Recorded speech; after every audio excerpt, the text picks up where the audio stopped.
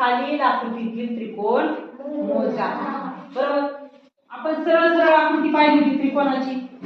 त्याच्या शिरोबिंदूतून रेखा टाकल्यानंतर जे काही भाग होतात त्या भागांना आपण नंबर दिले. बरोबर. आता याच्यामध्ये काय एक्स्ट्रा आहे? ही एक आडवी रेखा मध्ये आली.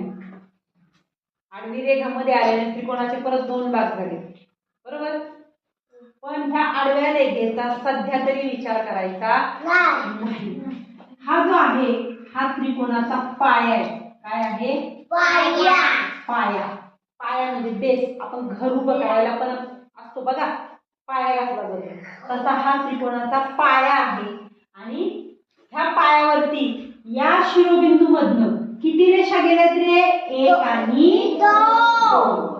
ह्या रेषेचा विचार सध्या करायचा नाही. मग आपण जे भाग पडले त्यांना नंबर देऊया. 1 2 आणि 3. किती झाले?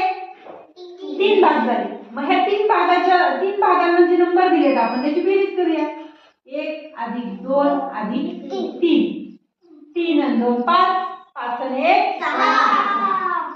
म्हणजे ह्या आकृतीमध्ये 6 त्रिकोण आहेत. झाला इथपर्यंत क्लिअर? आता याचा विचार करायचा.